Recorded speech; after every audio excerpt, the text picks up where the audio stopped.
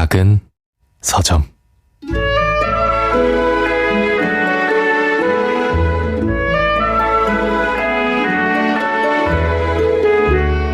핸들을 잡은 손에 힘이 들어갔다. 손바닥에 땀이 흥건했다. 속력을 충분히 늦추어 무사히 커브를 돌았다.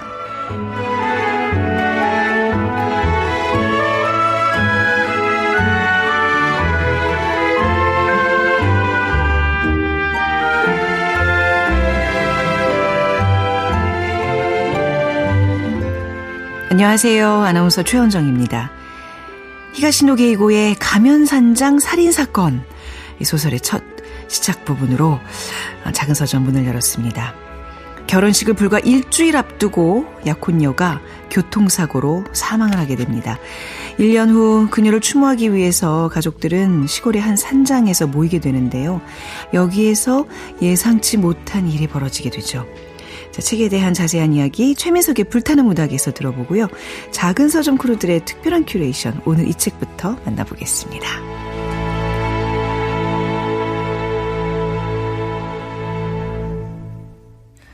네, 작은 서점 최현정입니다. 이번 한 주 작은 서점에서 마련한 책 선물인데요. 요리 서바이벌 프로그램에서 만찢나무로 유명한 중식 요리사 조광효 셰프의 책 2권을 준비했습니다. 만찢남의 인생 정식과 또 만찢남의 오타쿠 레시피. 마라보다 맵고 춘장보다 진하며 고추기름보다 찡한 이야기가 담겨 있다고 하는데요. 자, 이 책 받고 싶은 분들 이번 주까지 작은 서점 인스타그램을 통해서 신청해 주시면 됩니다. 추첨을 통해서 배송을 해드리겠습니다. 인스타그램에서 작은 서점 검색하시면 들어오실 수 있습니다.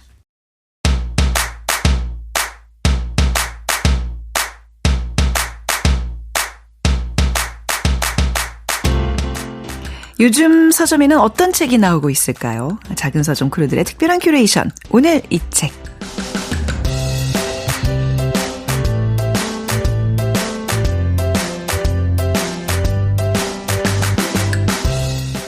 네, 교보문고 온라인 서점 구한회 MD님과 함께하겠습니다. 어서 오세요. 안녕하세요. 교보문고 구한회 MD입니다. 네, 자, 믿고 듣는 코너. 오늘 어떤 책인가요? 네, 오늘의 주인공 책은 홍성수 교수의 신간 차별하지 않는다는 착각입니다. 네. 그런데 제가 책을 2권 들고 왔거든요. 네. 지난 9월에 소개해드렸던 육아포비아를 넘어서와 좀 연결이 되는 부분이 있는 책인데요. 네네.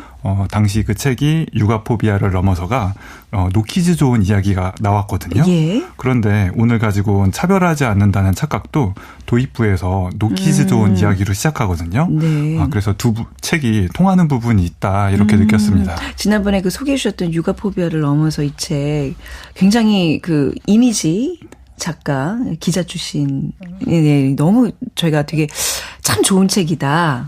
우리 다 한번 좀 읽어보자라는 얘기를 방송 후에도 했었는데, 오늘도 또 그만큼 또 많은 생각거리를, 우리 사회의 어떤 고민거리를 던져주는 책이 아닐까 싶습니다.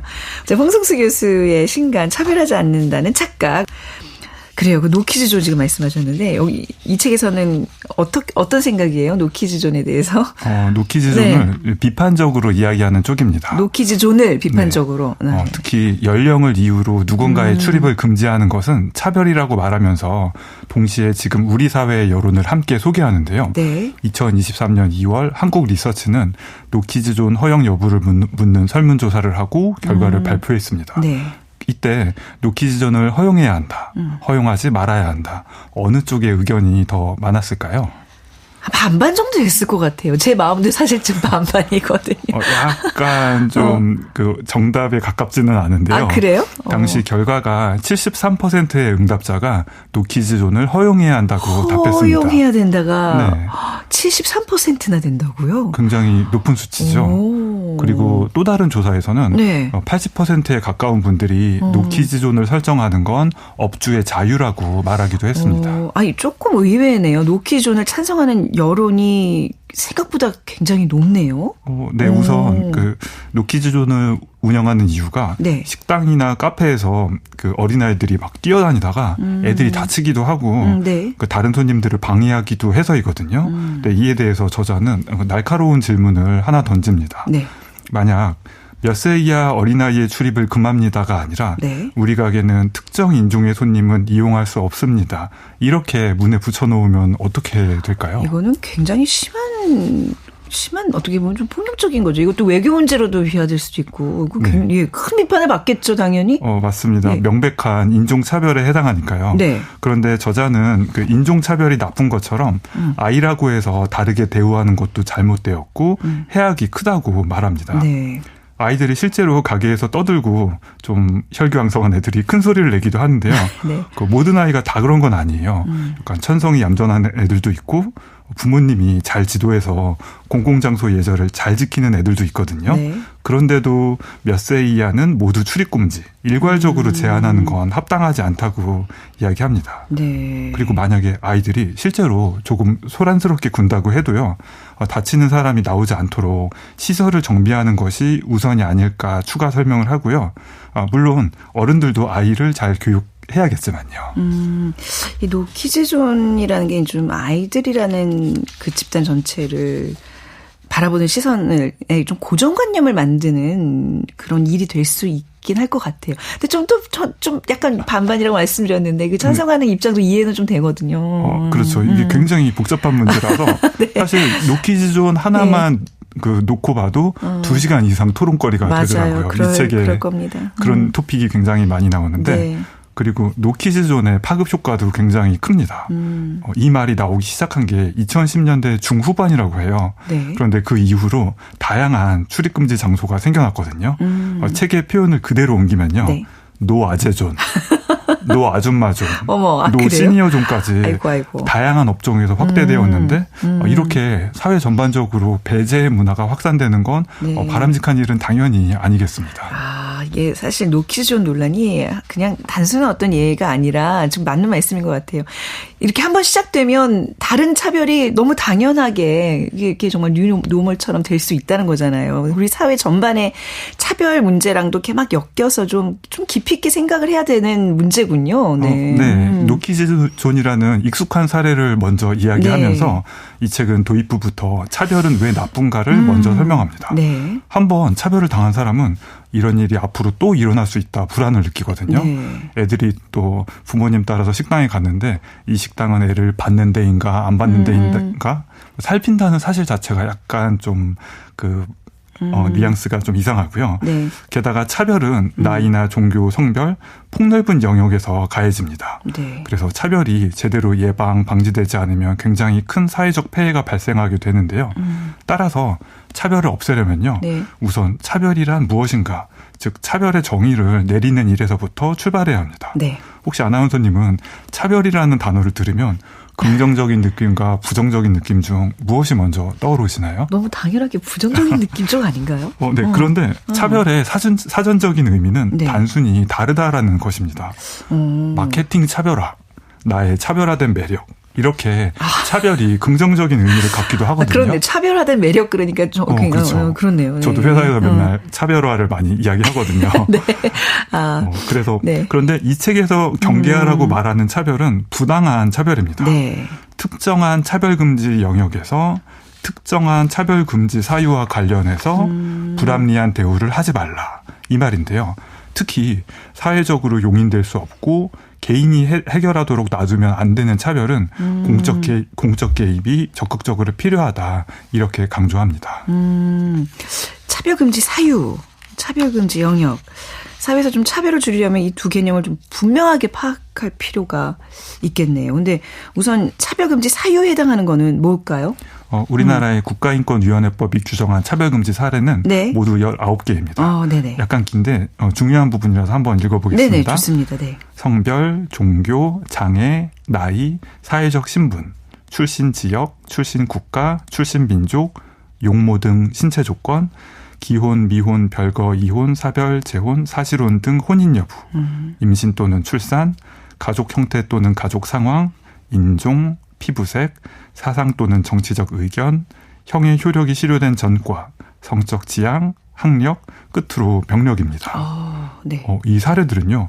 소수자이기 때문에 차별받고 있거나요. 불이익을 줄 합당한 이유가 없는데 불이익을 주는 경우 네. 그 인종처럼 타고난 정체성 그리고 인간 존엄성에 관련된 내용들이 해당합니다. 총 19개의 차별금지 사례. 제가 생각했던 것보다 훨씬 많네요. 네. 네. 해외의 경우는요. 네. 약 10개 정도만 두고 그 안에서 해석을 확대하는 나라도 있고요. 그래요. 네. 그러니까 슬로베니아처럼 30개씩 되는 나라도 있는데요. 이런 항목이 좋은 게 많은 게 좋을까 적은 게 좋을까 궁금한데 우리나라는 차별금지의 전통이 짧아서요. 네. 어떤 것이 차별금지의 사유에 해당하는지 자세하고 구체적으로 기재하는 것이 좋다고 저자는 이야기합니다. 구체적이어야 된다. 자, 그렇다면 이제 차별금지 영역인데 차별을 법적으로 금지해야 되는 건 어떤 영역일까요? 우선 공적 영역이 있습니다. 네. 고용, 재화나 용역의 공급과 이용, 교육 등 삶의 필수적인 3가지 영역의 차별 행위는 네. 특히 더 엄중하게 봐야 한다는 입장입니다. 공적 영역이 중요하다. 충분히 이해가 되는데 사적 영역에서 일어나는 차별은 좀 어떻게 또 예방을 할 수 있을까요? 일상생활 같은 사적 영역이라고 해서 네. 차별이 일어나도 괜찮은 건 물론 아니잖아요. 네. 그런데 세상의 모든 차별을 다 법률과 공권력으로 접근할 수는 없거든요. 네. 어떤 사안은 자율에 맡기는 것이 좋고 어떤 거는 사회 운동을 통해서 점진적으로 바꿔나가는 것이 더 나은 사안도 있습니다. 네. 이렇게 각 경우마다 더 효율적이고 더 바람직한 대응 방안을 찾는 것이 현실적이라고 이야기합니다. 네, 법을 통해서 해결할 수 있고 또 다른 방법들을 통해서 하여튼 상황에 맞춰서 맞춤 적용을 해야 된다는 얘기인데 그러면 좀 차별 없애는 구체적인 방법들도 좀 제시를 하고 있나요? 굉장히 많은 방법을 제시하는데 그중에 크게 2가지 방법을 가지고 왔습니다. 첫 번째는 적극적 평등화 조치 시행입니다. 네. 대표적으로 채용이나 입학에서의 할당제가 있는데요. 말 그대로 일정 비율을 네. 취약계층에 보장하는 거죠. 네. 예를 들면 지역인재 의무 선발, 공무원 임용 시 양성평등 채용 목표제, 네. 장애인 의무 고용제, 네. 대학 대학 입시에서의 다양한 특별 전형 등이 해당합니다. 네, 이런 이제 일정 비율을 이렇게 할당으로 이제 보장해 주는 그 제도와 관련해서는 역차별 얘기가 계속 나오잖아요. 맞습니다. 네. 굉장히 첨예한 갈등을 낳기도 하는데요. 네. 다만 할당제는 차별 방지를 위한 불가피한 제도이자 전략적 도구로 봐야 한다 이런 점을 짚습니다.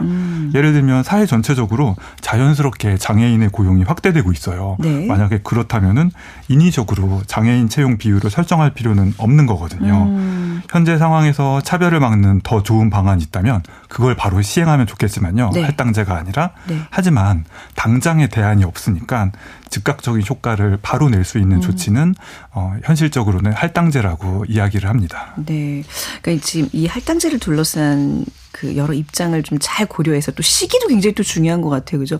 굉장히 정교하게 이것만큼은 좀 정교함이 좀 필요하다는 좀 생각이 듭니다. 네, 네. 정교하게 설계해야 네. 되고 그리고 끝으로 할당제의 효과와 의의를 추가하자면요. 네. 만약 어떤 기업체나 집단의 구성원이 모두 A라는 사람만 있다고 가정을 해볼게요. 네네. 네, 이런 상황에서 할당제를 통해서 비정체성을 가진 사람도 10% 고용하라. 네. 이렇게 이야기를 하면요. 회사 입장에서는요. 예. 우리 회사는 A만 고용하는 회사인 줄 알았는데 B도 일할 수 있구나. 네. 이렇게 인식의 전환이 생겨요.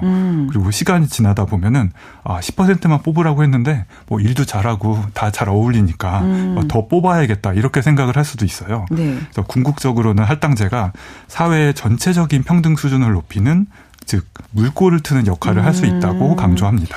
이렇게 인식의 전환을 가져올 수 있다. 네. 이 말씀이시군요. 할당제 다음으로 차별을 막는 방법으로 최근 이제 차별금지법의 제정을 얘기하고 있네요. 이 차별금지법에 대해서 어떤 얘기가 나오고 있죠? 국가인권위원회가 차별금지법 제정을 권고한 것은 2006년입니다. 네. 20년이 흘렀는데 아직 제정은 안 된 상태이고요. 제정이 안 돼 있나요? 네, 그런데 이 법의 내용은 굉장히 간단합니다. 네. 말 그대로 차별을 금지하는 법입니다. 네. 그러면 지금은 차별을 금지하는 법이 없나? 이렇게 생각하실 수도 있는데요. 지금 제 질문이었어요. 이게 법으로 아직 없다고요? 그런데 지금 대한민국에서 차별은 당연히 네. 금지되어 있거든요. 그런데 이게 법이 다양하다는 거예요. 국가인권위원회법을 비롯해서 네. 장애인차별금지법, 네. 남녀고용평등법, 연령차별금지법 이렇게 차별을 막는 다양한 법이 네. 이미 많이 있습니다. 그리고 차별금지 조항을 포함하고 있는 법률도 적지 않고요. 그렇다면 이미 굉장히 세부적으로 차별금지법들이 있는데 굳이 또 차별금지법을 새롭게 도입해야 된다는 건 왜 그런 거죠? 지금은 방금 말씀드린 것처럼 차별금지하는 법은 네. 많은데 예. 그 법마다 이걸 금지해야 한다 이런 금지 사유와 항목이 각각 다 달라요. 네. 그리고 구제하는 방법도 구체적이지가 않고요. 그래서 이렇게 분산되어 있는 개별법과 달리 차별금지법은 차별 전반을 이 단어가 중요한데요. 포괄적으로 다룹니다. 네. 포괄적인 차별금지법 이렇게 생각하시면 되고요. 또한 이렇게 차별을 시정하는 기구가 하나여야지 차별을 구제하고 네. 차별을 금지하는 정책을 펼치기가 쉽습니다. 네. 법의 실효성도 커지고요. 그쵸. 실제로 영국에서는 여러 차별금지법과 차별시정기구가 있었는데 이걸 하나로 통합하기도 했다고 합니다. 네. 그러니까 어떤 그 상위법 개념에 조금 더 좀 더 이렇게 더 강한 의미의 법이 더 필요하다는 얘기인데 차별금지법은 차별에 대한 이제 기본법이 된다는 거잖아요. 맞습니다. 근데 네. 왜 20년 넘게 지금 이 제정이 못 되고 있죠? 제정을 반대하는 주요한 근거 중에 하나가 차별금지법이 개인의 자유, 표현의 자유를 제한한다는 거예요. 또 여기 이것도 상충되는 개념이겠군요. 그래서 조금만 잘못을 해도 내가 네네네. 처벌을 받고 표현이 위축되는 거 아니야? 이렇게 이야기를 하는 건데 책을 보면은 실제와 다른 주장이라고 이야기를 합니다. 네네. 좀 자세히 들여다보면요. 차별금지법의 차별 시정은 차별의 중지, 구제, 재발 방지 조치를 권고하는 것이 목적입니다. 기본입니다. 네. 권고요. 다양한 종류, 다양한 수준의 차별 행위를 모두 형사처벌로 규율하는 건 적절하지도 않고 가능하지도 않거든요. 가능하지도 않죠. 오히려 차별금지법 제정을 바라는 사람들 중에서는 네. 이 법이 제정이 되면 세상이 확 바뀌지 않을까 생각하는 분도 있는데요. 네. 실제로 차별금지법은 강제력이 그렇게 크지는 않은 권고를 중심으로요. 점진적인 사회 변화를 유도하고자 하는 법이라고 보시면 됩니다. 네. 차별 얘기를 계속하다 보면 진짜 또 한편에서 자유는 그러면 어떻게 항상 이렇게 따라오게 되는 개념인 것 같아요. 그렇죠. 네. 여러 가지 개념을 한꺼번에 예. 생각을 해야 되니까요. 그런데 저자는 이렇게 말합니다. 누구에게나 자유는 소중한데요. 민주주의 사회에서 나의 자유는 타인의 자유를 침해하지 않는 한도 안에서 허용된다고요. 즉 차별금지법은 남의 자유를 제한하는 것이 아니라 네. 더 많은, 더 폭넓은 사람의 자유를 확대하는 법이라고 해석해도 될 것 같습니다. 네. 굉장히 차별금지법, 차별에 대한 생각들을 깊이 좀 못하고 있었는데, 오늘, 내가 이 분야에 대해서 고민이 좀 없었구나, 좀 반성을 하게 되는 시간이네요. 자, 오늘 끝으로 그러면 오늘 이 책, 차별하지 않는다는 착각. 을 추천하는 이유 하나만 좀 덧붙여 주신다면요. 만약 사람들에게 차별에 반대하시나요? 물어보면 모두 그렇다라고 답할 거예요. 그렇죠. 당연히 그렇겠죠. 네. 그런데 이어서 그러면 차별금지법 제정도 찬성하세요? 라고 물으면 다 그렇습니다라고 하진 않을 거거든요. 네. 반대하는 사람도 많을 거고요. 네. 그 이유가 무엇일까 생각해보게 하는 약간 성숙한 질문을 던지는 책입니다. 그렇네요. 그리고 무엇보다 저도 차별금지법이 무엇인지 이 책을 읽기 전까지는 잘 몰랐었거든요. 저도요. 그래서 네. 저 같은 사람에게 이런 움직임이 20년 동안 네. 진행되고 있었다. 이 사실을 알린 것만으로도 의미가 큰 책이라고 생각합니다. 지금 말씀하신 그 성숙한 질문을 던지는 책이란 말이 딱 와닿습니다. 이제 우리도 이런 거에 대한 깊은 고민을 할 그런 단계에 이른 것 같아요. 그렇죠? 자, 홍성수 교수의 신간 차별하지 않는다는 착각 오늘 함께했습니다. 우리 구한회 MD님과는 여기서 인사 나누겠습니다. 감사합니다. 감사합니다.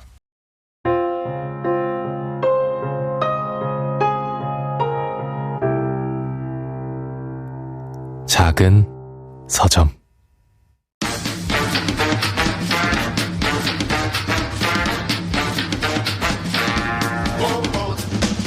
최민석의 불타는 문학.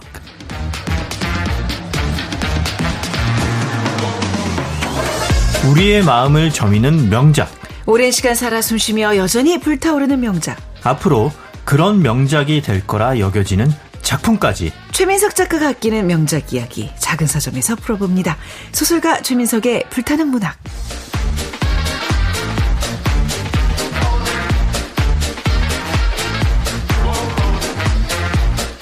네, 최민석의 불타는 문학, 최민석 작가와 함께하는 이 시간 어서 오십시오. 네, 안녕하세요.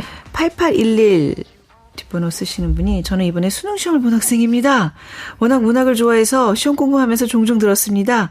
이제는 마음 놓고 들을 수 있을 것 같아요. 잘 부탁드립니다. 하셨는데 수능시험 본 학생이라면 재수가 아니고 삼수가 아니라면 07년생인데 이렇게 젊은 또 청취자분이 있다는 게 좋네요. 너무 감사하네요. 네, 우리 아들이랑 동갑인가? 진짜 이 금쪽 같은 시간을 쪼개서 맞아요. 방송을 들었다니 너무 감사하고 왠지 시험 잘 쳤을 것 같아요. 맞아요. 왜냐하면 이분이 문학을 좋아하시기 때문에 문해력이 그쵸. 상당히 뛰어날 것 같고 그러니까 독해를 잘하면 맞습니다. 국어를 잘하면 모든 과목이 잘 풀리거든요. 딩동댕 네. 맞습니다. 수학 못하는 이유도 국어가 안 돼서 그런 거예요. 문제 해석을 못해서. 그거는 본인 생각 아니세요? 나 진짜로요? 네. 그게 원건이 그런 돼요? 경우가 많고 영어도 사실 국어가 안 되면 안 되는데 네. 근데 이분은 이제 문학을 좋아하시니까 독서를 많이 해서 잘 하실 것 같고 네. 번호가 또 8811잖아요. 또 무슨 이거 해석을 합치면 8 하나 더하면 9고 네. 또 앞 뒤에 있는 싸고 있는 그 양쪽으로 감싸고 있는 8과 1을 더하면 또 9잖아요. 네. 그러니까 이분은 99점이라는 거죠. 네. 100점 만점에 99점이면 못할 게 없다. 99점 맞으면 안 되는데 좀 그 생각했거든요. 아니요. 그 수능 총점이 아니라 100점 그렇죠. 만점으로 100점 했을 만점으로. 때. 네. 정말 좋은 결과 있기를 바랍니다. 이제 수능을 보는 그 순간부터 시작인 거잖아요. 입시라는 거는. 좋은 결과 저희 소식도 기다리고 있겠습니다. 자, 오늘 불타는 문학 책은요. 히가시노 게이고의 작품입니다. 저희가 이제 신간 소개할 때 예전에 한번 히가시노 게이고의 가공범을 얘기를 한번 했었거든요. 근데 우리 최민석 작가님과는 이 히가시노 게이고 첫 작품이네요. 네. 네. 사실 히가시노 게이고는 소개가 필요 없는 작가인데 그래도 이 불문학에서 처음 다루니까 소개를 좀 하자면 1985년에 에도가와 람포상 수상작인 방과 후로 데뷔를 했고요. 1999년에는 비밀로 일본 추리작가 협회상을, 2006년에는 용의자 X의 헌신으로 나오키상을, 2012년에는 나미야 잡화점의 기적으로 주오코론 문예상을 받았고요. 네. 그 후에도 2013년에 몽환하로 시바타 렌자 부로상을 받았고 2014년에는 기도의 막이 내릴 대로 요시카와 에이지 문학상을 받았습니다. 네. 사실 상 받은 거 그 이후에도 쭉 있는데요. 네. 그냥 생략을 했고요. 너무 많은데 이만큼 많이 받았다 겁니다. 이런 거고 주요 작품으로는 방황하는 칼날, 나미야 잡화점의 기적, 메스커레이드 호텔, 몽환하, 명탐정의 저주 등이 있습니다. 진짜 등에 엄청나게 많이 있습니다. 아니 일본뿐만 아니라 또 우리나라뿐만 아니라 전 세계적으로 사랑받는 추리소설가잖아요. 그죠? 그렇죠. 네. 근데 이제는 추리소설가로 출발을 했지만 히가시노 게이고를 추리소설가라는 수식어로 가둬둘 수 없을 것 같아요. 왜냐하면 히가시노 게이고가 1985년에 데뷔를 한 후로 지금까지 쉬지 않고 정말 이게 산술적으로 평균을 내자면 매해 3권에서 4권 정도 발표를 하는 정말 다산의 왕입니다. 네. 엄청난 생산량을 자랑하는 작가인데 그러다 보니까 이제는 추리소설뿐만이 아니라 연애물도 쓰고 네. 휴먼 드라마도 쓰고 스릴러물도 써서 사실상 추리작가라는 벽을 넘어선 거죠. 그럼에도 불구하고 제가 추리소설가라고 소개를 했던 이유는 뭐니 해도 그의 주 분야는 추리 범죄 소설이기 때문입니다. 그렇죠. 근데 히가시노 게이고가 워낙 그 책을 많이 내서 많은 분들이 좋아하는데 인터뷰도 잘 안 하고 언론에 좀 잘 안 나타나는 작가잖아요. 그래서 잘 모른다면서요. 이 사람, 이 개인 작가에 대한 어떤 구체적인 그렇죠. 삶 이런 거에 대해서. 사생활이 잘 안 알려져 있는데 네. 옛날에 이제 좀 이걸 출판사에서 뿌렸나 봐요. 보도자료로. 네. 그때 알려진 게 2가지인데 2가지? 하나는 네. 이제 전업 작가로 도쿄 중심가의 한 맨션에서 표현에 의하면 네. 발표된 표현에 의하면 가족이나 나를 비추는 거울이며 교사이기도 한 위대한 존재인 내꽃장, 고양이죠. 고양이를 부양하면서 살고 있다. 부양하면서. 네. 근데 이것도 워낙 예전에 알려진 거라 지금은 고양이의 생사 여부를 모르겠어요. 네. 또 다른 하나는 이 히가시노 게이고가 정해놓은 술시라는 독특한 시간이 있는데 네. 왠지 좋아하실 것 같은데 밤 11시부터 잠들기 전까지 혼자 혹은 벗들과 소소하게 술을 마시려고 정해놓은 시간이라고 해요. 매일? 예. 근데 이렇게 한 이유는 네. 아버지께서 그 시계 수리공이었는데 예. 늦은 밤까지 일을 끝내고 집에 돌아오면 아 오늘은 여기까지 해냈군 그러면서 혼자 술을 마시는 모습이 행복해 보여서 예. 지금도 마감이 끝나면 고구마 소주를 마시면서 그날의 작업을 되돌아본다고 합니다. 진정한 술꾼이네요. 그러니까 애주가네요. 고구마 소주는 40도가 넘는 독한 독주인데 이거를 매일 역시 자세히 알고 계시는군요. 네. 침이 고이는. 아니 게다가 이제 히가시노 게이고가 쓴 이 많은 작품들은 드라마 또 영화가 많이 됐잖아요. 이것도 엄청나죠. 그렇죠. 네. 이거 사실 다 말하면 네. 입이 아플 정도고 지금까지 거의 뭐 이제 20편이 넘는 작품들이 드라마로 되었고요. 네. 신참자, 잠자는 숲, 뭐 숙명, 백야행, 뭐 갈릴레오, 뭐 아무튼 엄청나게 많습니다. 그리고 네. 30여 편이 또 영화로 제작됐습니다. 이것도 비밀, 변신, 편지, 뭐 용의자 X의 헌신, 뭐 등등이 있는데 특이하게 이 중에 용의자 X의 헌신이 한국에서는 용의자 X, 네. 그리고 방황하는 칼날, 백야행 요 세 작품은 한국에서도 영화로 제작이 되었습니다. 네.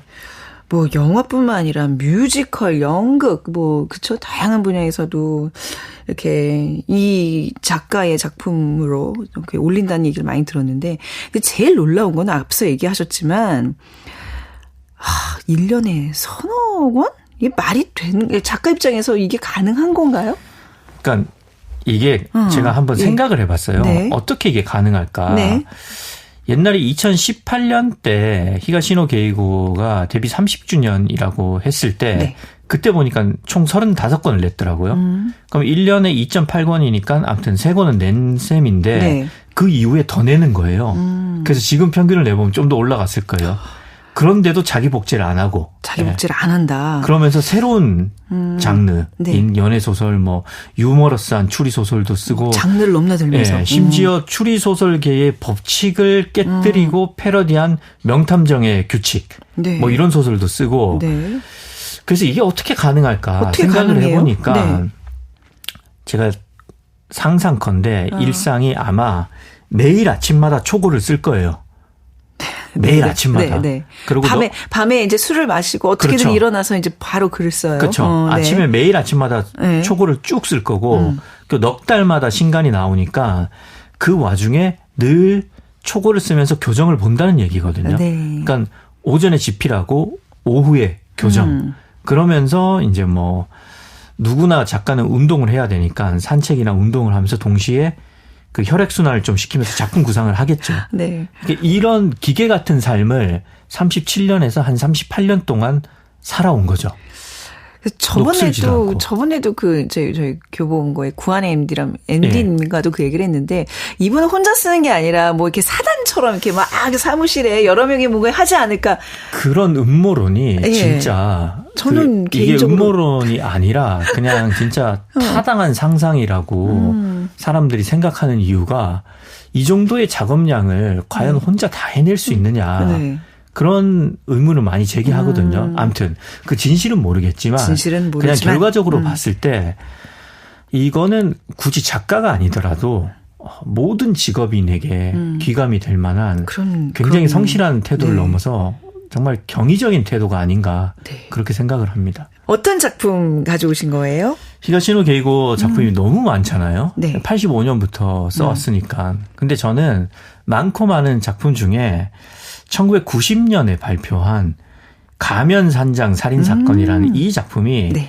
히가시노 게이고의 대표작이라고 생각을 해요. 왜냐하면 이 작품에 이제 엄청난 반전이 있거든요. 반전소설이죠. 네. 네. 그래서 반전소설의 네. 대명사이기 때문에 오늘은 가면산장 살인사건을 소개하겠습니다. 네. 자, 작품 속으로 들어가 보겠습니다. 네. 얘기 좀 해주시죠, 줄거리를. 네. 주인공의 이름은 다카유키입니다. 다카유키한테는 약혼녀가 있었는데 안타깝게도 결혼을 앞두고 얼마 전에 교통사고로 그녀는 사망을 했습니다. 약혼녀인 도모미가 차를 몰고 가다가 운전 실수로 난간 아래로 추락을 해버린 거죠. 네. 결혼을 목전에 두고 정말 그 결혼을 앞두고 약혼녀가 사망을 했다는 건 너무나 큰 충격인데. 그렇죠. 그렇게 되면 이제 그 여자 쪽의 어떤 뭐 부모님들과는 좀 뜸해지겠죠? 보통은 그러면 이제 뜸해지죠. 네. 뭐 마음은 아픈 것과 별개로. 그런데 다카유키는 그렇지 않았습니다. 네. 왜냐하면 다카유키는 도모미의 아버지와 일로 엮여 있었던 겁니다. 네. 이 도모미의 아버지 모리사키 노부히코는 앞으로 노부히코라고 할게요. 네. 일본에서 거대 기업, 그러니까 대그룹의 총수입니다. 네. 대그룹 회장이죠. 그래서 이 노부히코가 결혼 전에 예비 사위를 좋게 봐서 이 다카유키가 운영하는 광고 대행사에 일감을 좀 줬고, 네. 그래서 둘은 아직도 업무로 연결되어서 돈독한 관계를 유지하고 있는 셈입니다. 아무튼 이렇게 예비 신부가 불운의 사고로 죽은 지 1년이 지났습니다. 네, 뭔가 1년이 지났다는 얘기는 뭐 일주기 뭐 행사가 이제 있다는 그렇죠. 얘기죠. 네, 역시 이제 척하면 착이네요. 그렇죠, 네. 네. 도모미의 가족은 도모미 사망 1주기 때 그녀를 추모하기 위해서 시골의 한 산장에 모입니다. 그리고 비록 결혼을 하진 못했지만 네. 예비 사위와 다름없는 다카유키도 초대를 합니다. 이런 설정이 재밌어요. 추리소설 보면 뭔가 이렇게 뭐 한 사람들이 다 모여요. 이렇게 관련된 그렇죠. 사람들이 쫙 한 곳에 모여서 이제 뭔가 이렇게 이제 추리가 시작되는 거죠. 그렇죠. 그렇죠? 그리고 도시도 아닌 시골에서 그러니까 분위기도 네. 좋고 네.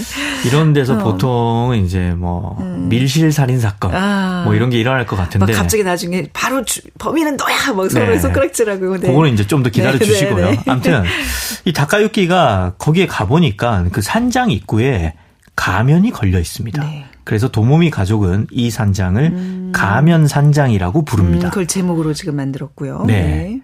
아무튼 이 산장에 도모미의 부모 그리고 도모미의 오빠 그리고 도모미 아빠의 비서 네. 그리고 도모미의 여자 사촌 그리고 주치 그리고 도모미의 친구이자 소설가인 게이코 이렇게 다 합하면 8명이거든요. 네. 총 8명이 모입니다. 다카유키는 한적한 곳에 와서 잠깐 생활의 고뇌를 벗어 던지고 오랜만에 모인 옛 애인의 친척들과 오붓한 시간을 보내죠. 이렇게 다 관련자들이 모였다는 얘기는 이제 죽은 도모미 얘기가 나올 수밖에 없겠네요. 그렇죠. 뭐 추모를 하려고 추모를 해야 되니까, 네. 모였으니까 그럴 수밖에 없는 거죠. 네. 근데 이제 도모미가 왜 죽었냐면 차를 몰고 가다가 누구한테 부딪힌 게 아니라 자기 스스로 가드레일을 받고 절벽 아래로 추락을 했거든요. 네. 그러니까 어딘가 이 사망에는 석연치 않은 구석이 있습니다. 그런데 도모미의 그 죽음에 대해서 그 이유에 대해서 구체적으로 말하는 거는 약간 이 가족한테 금기 같기도 합니다. 너무 상처가 돼서 그렇겠죠. 네. 네. 그런데 진짜 석연치 않은 면은 네. 사실 도모미는 교통사고를 내서 다카유키를 만났다는 겁니다. 아, 그 연인 관계로 발전하기 직전에. 그러니까 도모미가 운전을 하다가 실수로 다카유키를 들이받으면서 예. 사실 도모미는 그만 한쪽 다리를 잃었습니다. 이렇게 알게 된 도모미를 다카유키가 간호하면서 네. 연인으로 발전을 한 거죠. 그랬군요. 그렇기 때문에 도모미는 과거의 그 교통사고 때문에 발 한쪽을 잃어서 의족을 낀 다음부터는 네. 매우 조심해서 운전을 했거든요. 네. 그런 도모미가 운전 미숙으로 인한 사망이라니 이거 뭔가 좀 이상한 거죠. 뭐가 좀 도모미를 잘 아는 사람이라면 이거 좀 뭐가 조금 이상하지 않아요? 하고 이렇게 그렇죠. 좀 의심을 할 수 있겠네요. 아니나 다를까 예. 이때 도모미의 친구가 왔다고 했잖아요. 네. 그 친구가 소설가거든요. 그러니까 상상을 많이 하는 거죠. 저처럼. 네. 엉뚱한 상상을 많이 하는데 그 친구 게이코가 이런 말을 합니다. 저는 사실 도모미의 죽음은 살인사건이라고 생각해요. 그러니까 게이코는 자기만의 추측으로 도모미의 죽음이 살인사건이라고 해요. 그런데 사람들은 이런 추측에 대해서 논박을 제대로 펼쳐보지도 못합니다. 말을 못 꺼내게 하나요? 아니요. 갑자기 강도가 들이닥칩니다. 그 산장에? 네. 갑자기 왜 또 강조가 또. 예. 이 2인조 강도가 이 산장을 습격하면서 소설은 이제 또 하나의 이야기를 펼치는 거죠. 누구예요, 이 인물들은? 이 인물들은 네. 도쿄에 있는 한 은행을 턴 다음에 네. 사전에 은신처로 답사를 해둔 가면 산장에 왔죠. 예. 그런데 이 강도들 또한 놀랐습니다. 왜요? 왜냐하면 이들이 답사를 할 때는 네. 이 산장이 비어 있었기 때문입니다.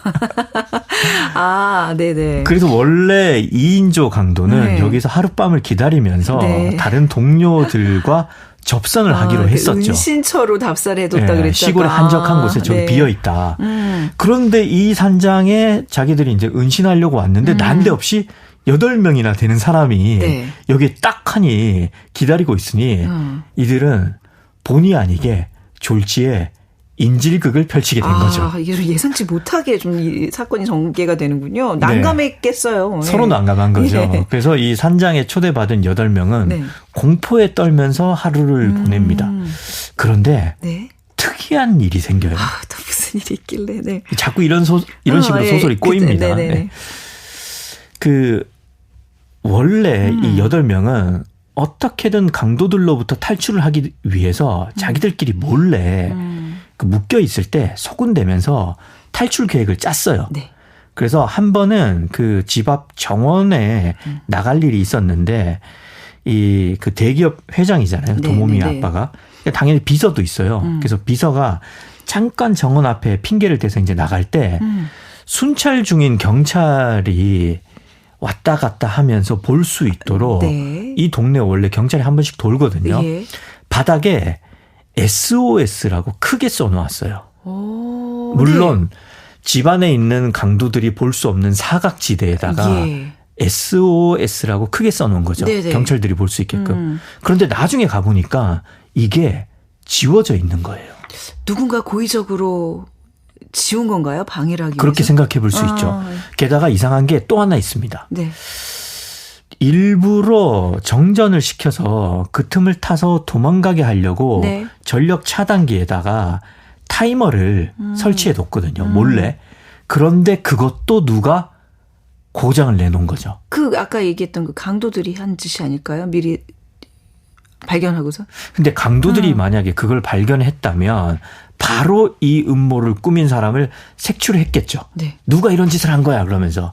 근데 지금 그게 이제 강도들한테는 들키지 않았고 네. 이거를 몰래 설치를 했는데 정전이 안 돼서 다시 화장실 간다고 핑계대고 가보니까 타이머가 꺼져 있는 거예요. 지금 그러면 그 내부자 중에서 누군가의 소행이 되는 그렇죠. 게? 그렇죠. 이 8명의 내부자 중에서 누군가는 이 산장에서 탈출하기를 원하지 않는 겁니다. 왜 그럴까요? 무슨 꿍꿍이가 있을까요? 그렇죠. 이런 의심이 커져가는 가운데 네. 또 한 번 깜짝 놀랄 사건이 발생합니다. 왜? 누구 죽어요? 그렇죠. 너무 쉽게. 사람이 죽는데 왜 그렇게 담담하게 말씀하세요? 전 이번엔 이 수술을 읽지 않았기 때문에 네. 진짜 궁금해서 물어보는 맞습니다. 거예요. 네. 도모미의 사촌 동생 육기애도 여기 왔는데 이 육기애가 아침에 침대에서 변사체로 발견이 된 겁니다. 진짜 정말 살인 사건이 발생했군요. 그렇죠. 가면 산장 살인 사건이 발생한 거죠. 그래서 저처럼 이제 평화롭게 사는 사람은 사람 죽고 막 이러면 살 떨리거든요. 마음이 덜컹덜컹하네. 네. 어우, 무서워라. 네. 너무 심장이 떨리니까 여기서 네. 노래 한 곡 듣고 좀 우리 마음을 좀 진정을 시키죠. 재밌다. 네, 사건이 흐름이. 네. 아무튼 이 가면 산장 살인 사건이 발생을 했으니까 가면과 관련된 노래를 제가 하나 골라왔습니다. 무려 노래 제목에 가면이 떡하니 등장을 해요. 가면 무도회. 그게 아니라 최호섭 씨의 명곡이죠. 세월이 가면. 네. 이거 듣고 오겠습니다.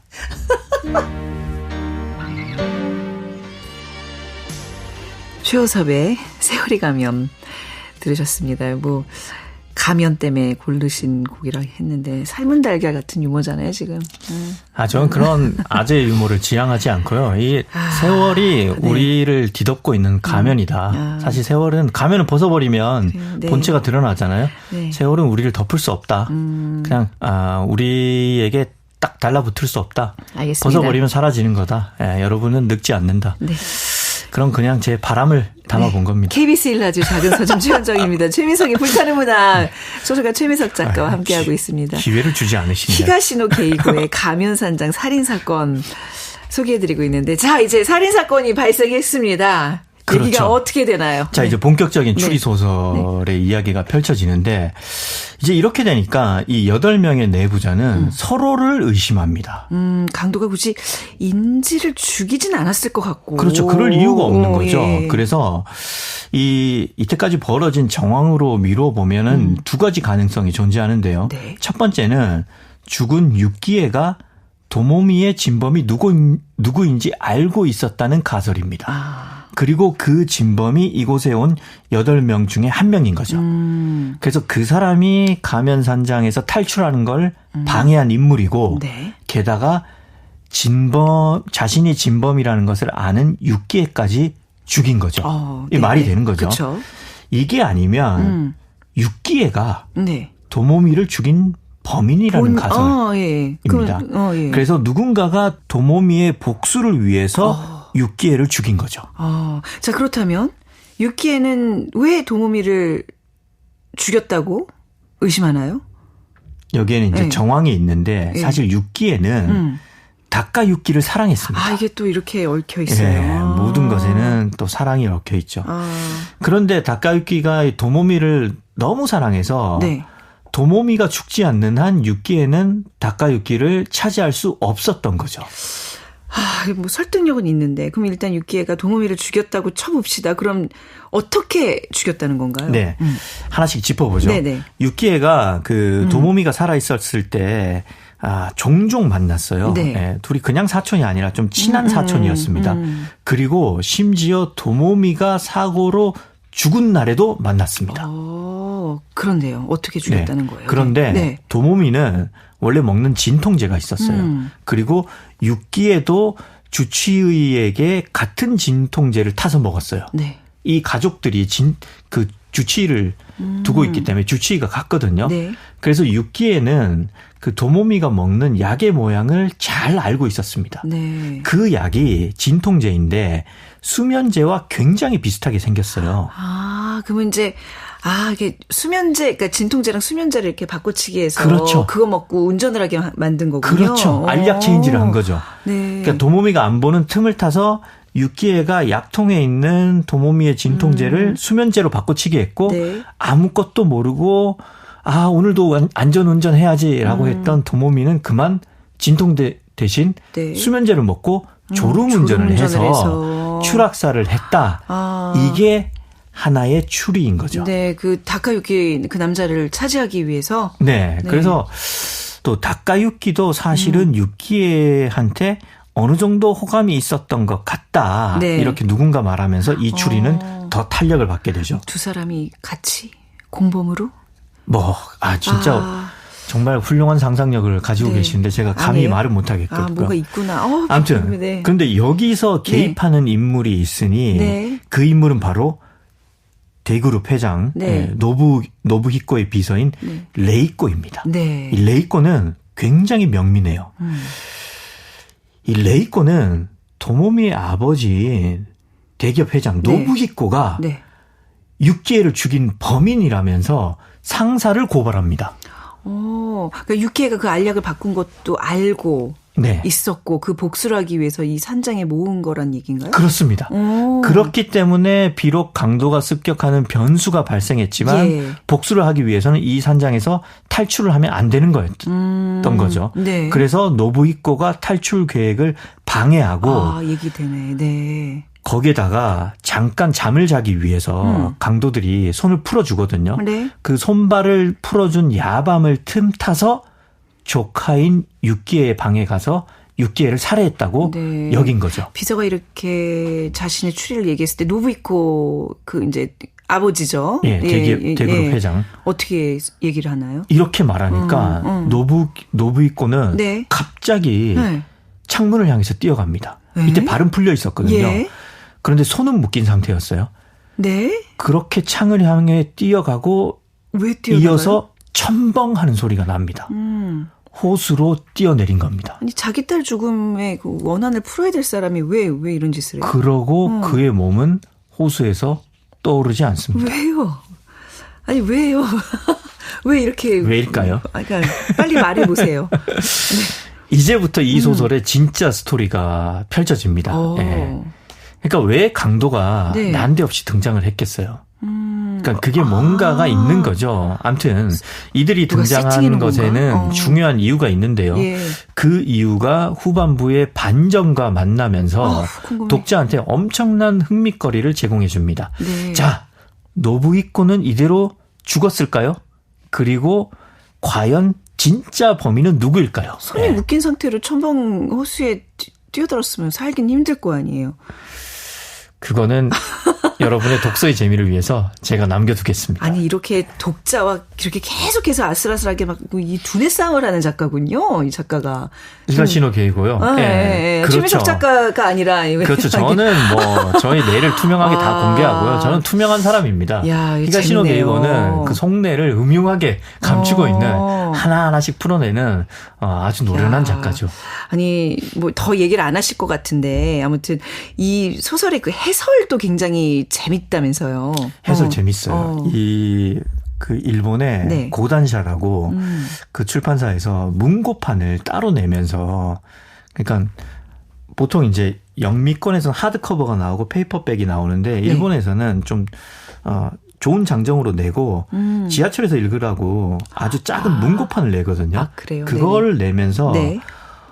오리하라 이치한테 해설을 맡겼어요. 네네. 근데 이 오리하라 이치가 이 작품이 히가시노 게이고의 작품 중에서 정말 손에 꼽히는 걸작이라고 칭하면서도 네. 제일 싫어하는 작품이다. 출간 후에 읽자마자 집어 던져버리고 네. 4년 뒤에 해설 청탁을 받게 될까지 구석에 처박아뒀다. 이렇게 말을 했어요. 아니 굳이 이렇게까지 싫어하는 이유는 뭐예요? 그건 바로 이 책이 나왔을 때 네.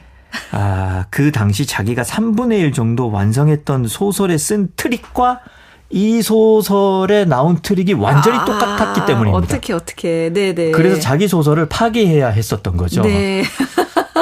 마치 전에 싫어할 만하네요. 작은 땅의 야수들 그러니까 저도 그 생각했어요. 앞으로 내 인생은 어떻게 그러니까 흘러가나. 집에서 같이 걱정했다면서요. 네. 부인과 함께. 아무튼 뭐 그건 제 사정이고 그래서 나중에 이 네. 해설을 쓴 작가가 신년 모임에서 히가시노 게이고를 만났는데 히가시노 게이고는 아무것도 모르고 그냥 싱글벙글 웃으면서 술잔만 건네길래 이 히가시노 게이고 때문에 네. 아주 괴로웠다는 후문이 있었습니다. 타이밍이에요. 먼저 빨리빨리 내고 선점을 해야 살아남습니다. 자, 우리 마지막 그 선곡은 조금 그래도 좀 진지하게 한번 좀 부탁드려 볼게요. 진지하게 정말 네. 제 마음을 담아서 네. 그 작품 내용에 걸맞게 네. 소설 보면 그 중간에 그 유키코가 알약을 바꿨다고 추리하는 네. 사람들이 추리하는 대목이 나오잖아요. 알약 체인지를 한 거죠. 그래서. 네. 그래서 조장 역시의 체인지. 네. 정직하게. 저는 투명한 사람이니까. 네. 사실 밤에는 네. 우리 또 발라드를 들어야 되죠. 저 좋아하는 노래기는 해요. 댄스 듣지 마십시오. 네, 잠 안 옵니다. 알약도 체인지하지 말라는 의미에서. 네, 왜냐하면 제가 이거 왜 갖고 왔냐면 가사 첫 줄이 알아 너의 그 표정은 이거거든요. 그러니까 왠지 알약 바꾼 걸 다 알고 있다고 말하는 듯 하잖아요. 네. 그래서 이 소설이랑 너무 찰떡같이 맞아떨어지고요. 사실 그게 아니라고 생각한다면 혹시 청취자 여러분께서는 너무 엄격한 기준으로 가시는 게 아닌지 한번 뒤돌아보시길 바랍니다. 알겠습니다. 히가시노 게이고의 소설 가면산장 살인사건 오늘 최민석 작가님의 추천곡 들으면서 이 시간 마무리할게요. 저희는 다음 주에 만나요. 네, 저는 바꾸시면 안 됩니다. 네. 굿나잇. 네, 작은 서점도 오늘 문 닫겠습니다. 지금까지 아나운서 최현정이었습니다.